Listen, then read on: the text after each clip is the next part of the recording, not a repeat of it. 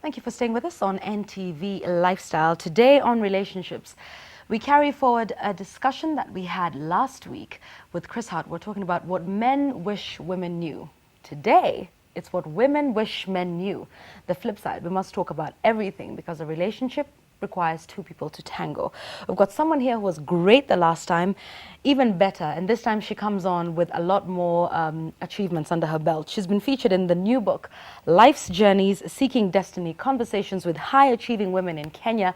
Had her here, had a great time the last time. Tazim, it's good to have you back on the show. Thank you very much, Yvonne. Right, high-achieving women, so we're glad that we're in good company, aren't we? Talking about what women wish men knew, and no one better than you. Thank you very much. Well, you know what, for me it's still a wonder how I was selected as part of that book. And it's an honor really, because honestly, the women that are in this book are amazing. I keep myself out. I just think that I'm just very fortunate because for me it was like, what? Oh, really? You know, like how, why? Okay. So, yeah. All right, so you are there, high-achieving women, and we salute you for that. What is it that women wish men knew? Let's just start off in general. What are some of the misconceptions, I think, that men have of women in relationships? It's very interesting when you ask me a question like that. I don't know if it's whether women wish men knew certain things. I think it's more about wishing that men would understand how women think. We're wired so differently. I mean, you know, I watched a very interesting video done by a pastor actually who does relationship workshops. But I watched this video and what he did was he basically showed the wiring of a man's brain and the wiring of the woman's brain. I know there have been some of these forwards that go around, but it's even more complicated than that when you really get into it. And you know, the mind of a man works in a certain way and it has boxes. And you can't put two boxes in one place or open two boxes at the same time. Okay. Hence, men cannot multitask. Well, generally. I don't want to write them off because I know some men who can. Yes. And women can do 15 things at the same time. Feed a baby, answer the phone, stir the pot, and put the dishwasher on or the washing machine or whatever it is. You know, it's amazing. So I think the fact that we're wired differently, I think women really, the constant want and need is, why doesn't he get me? Yeah. What is it? Why can't he understand how I'm feeling? And I think the only way, and that was part of my interview even in this book, is the only way to get a man to understand what you want as a woman is to start telling him. So the fact that we sit around wishing ourselves away and wanting men to be different, it ain't happening until we actually help them to understand and be different. Okay, all right. We're wired differently and we need to say what we want. Please. A lot of the times women assume that, I mean, you know, he should know, he should get me. I mean, you know, we've been doing this for a while, we've been in this relationship, whatever it is. Huh? Could be romantic or, you know, just a general friendship. Because women get each other. You know, I would sit here and we'd have a conversation, and once you start to open your mouth, I'd know where you're going with it. Even though a lot of that is an assumption. True. Right. True. Okay. Yes. That's good to point out and clarify. Usually, mostly it's an assumption, but women, it's like we send out these vibes, huh? And we hope that men pick them up. So what you're saying is it's important for us to speak? We have to be very, very clear in our communication. What women tend to do with men, the reason women can understand each other is because we're wired the same way. So if I say something, you have an idea and you pick it up of what you think I mean. And then if clarity is required, we'll ask questions. But generally, we get the gist, right? Yeah. With men, they don't get the gist. They're not wired like us. They don't get the hint. No. The only way, and I've had so many experiences because I speak to men all the time. And I ask them what it is that would make them more comfortable. So, and in my own personal relationships, I've realized that if I am not clear in what it is that I want, I need, what I want to put forward as my message, if I'm not clear in my messaging, I am constantly misunderstood. the other thing that's very, very important is that with a man, you have to tell him things 2 or 3 times. Okay. If you want a man to do something, first of all, be clear about your request, and then don't talk to him when he is on the computer, reading a newspaper, blah, blah, blah, because if he's distracted, he is not listening. He cannot. He's got one box open, which is either watching TV or the box is reading the newspaper. He is not listening to you. So if you want a man to understand, first of all, you need to get his entire attention. And then you say things to him once and maybe get him to repeat back and say, are we on the same page? Yeah. And don't be rude and say, did you get that? Yeah. Or, have you got a brain? But basically get them to tell you that they've got it. Okay. So communication is so important. Yeah. Clarity, it's so important. Because I think maybe that's where women go wrong a lot of the time. You send out hints. For instance, you've been dating a man for a long time and you start to hint that, is this going anywhere? Are we headed down the aisle? Or, are we going to make this permanent? And you throw these hints and you throw these hints. And sometimes I think we think, oh, he's just acting like he doesn't know because, he doesn't get it. But it's important, like you say, to be clear. Now, you mentioned the fact that you need to tell him several times. Now, when does that become reminding him? When does it remain reminding him? And when does it go into nagging? Right, that's a very important point you've brought up, because this is something that individual couples have to actually discuss and say, right, if I want something done and it doesn't get done 2, 3 times, is that okay? Would you prefer I write you a note, send you an SMS? So the communication is agreed upon, yeah? But generally 2 is good. Okay. When it starts getting to 4 or 5 times, nagging is another whole different pot. Altogether. Because last week when we were discussing this, and men said, and she just wants to talk and talk and talk and talk. Women are wired differently, like you said, and we love to talk and express ourselves. We'd want to say something where a man would use 1 sentence. A woman has 5 sentences that would describe the nature, the feel, what was going on at the time. And what is it that then we need to understand when we're talking to each other and when we're communicating? Perhaps if men understood how we do it, they'd be able to tolerate or to, I don't know how to put it. Well, that's again another interesting aspect, because I think we need to understand that the attention span between men and women is different as well. The attention span in general today, because of technology, has changed, okay?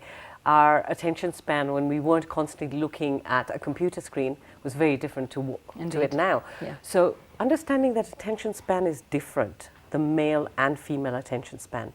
And if you want to really get something across, then be clear, be precise, and keep it short. Okay. If you are a talker and you're not saying anything, because that's what women do a lot of times. A lot of people do that. You say a lot of things, but you haven't said anything. Yeah. Then you have to look at your own communication. You maybe need to make adjustments on your own communication. Because people just talk for the sake of talking. It's such a waste of time.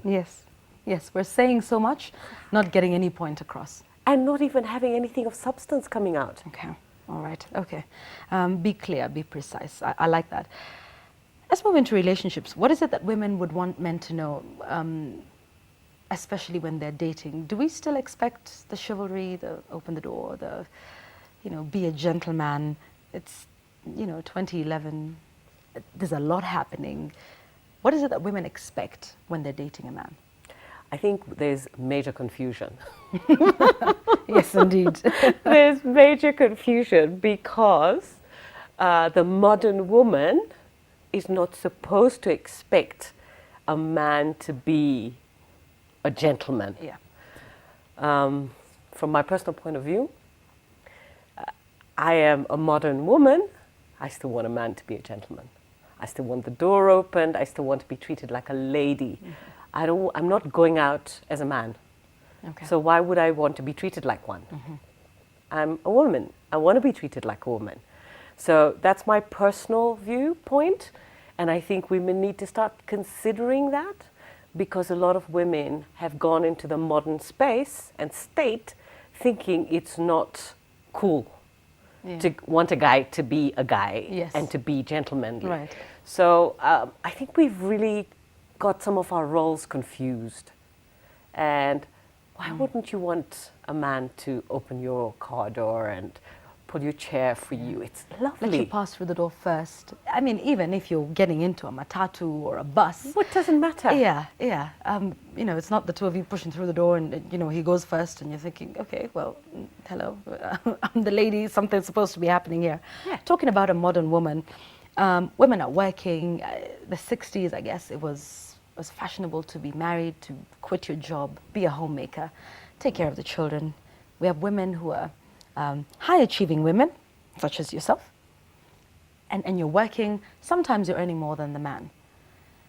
What is it then? Because men are always threatened, or some men, let's say, are threatened by a woman who's very successful, who knows what she wants, who's ambitious, who goes for it. Does this woman still expect the same treatment? And how would you go about dating such a woman, for example? I hope you're not asking me how I would date another woman. No, no. How would that would be a whole other topic altogether. Okay, no, we don't want to go there. Okay, I'm sorry. While we think about that one, let's take a call. There's someone who's on the line. Okay, I think we've lost the caller. Okay. Let's move on. I think with the fact that the modern woman has certain stigma now attached to it, we need to actually really analyze why that stigma has come about. It seems that a modern woman must behave in a certain way. If she's earning more money, she has a certain status, she must behave and treat people in a certain way. I think we have to really look at that whole picture because it isn't real. You know, any domination, if previously we had male domination over women, didn't work, very unhealthy. Now it's been tipping the other way, women domination over men, it's really unhealthy also. So we've got to start looking at balances because any domination is unhealthy. And what it brings about is more division, more separation. So I think the important thing is, if a woman is earning more money, that shouldn't give her any more airs and graces. She's still a woman first. Well said. Well said. That's what I think. So if you women out there that are really doing amazingly in your jobs and you think that it's now time to walk on men like cockroaches, then I think you need to change your attitude. Enough said on that one. Very well said. Let's take a phone call. Hello, good morning. Good morning. Good morning, sir. How are you? I'm very much okay. Okay, give us your name and question or comment. My name is Ibrahim Masoka. Uh-huh. Yeah, my very question is, okay, this is what I want to know. You think this is how men could know. But do you really want men to know or you don't want it to be known that? Okay, you're not very clear. We'll call you back and get your question once more. I think there's a problem with the phone line. Do we have another call? All right, let's move on. So, are all career women bitches? Are we, you know? Absolutely not. That's a stereotype. We need to make it stand on its head. I think career women work really hard to get to where they are. In the process, they go through a really tough journey. The women who have to educate themselves, the women that have to really go through the grinder, especially because, you know, fact is fact, we have been living in a man's world. So for a woman to get somewhere in her career, she's worked really hard. Does that make them a little bit harder sometimes? Yes, sometimes. Does it make them unfeeling sometimes? Yes, sometimes. But I don't think we can make that statement across the board. Okay, all right. And I think again, women really need to analyze themselves as to, okay, this is where I've got to, this is what I've achieved. This is only a part of my life. A career is not a woman, it doesn't make a woman what she is.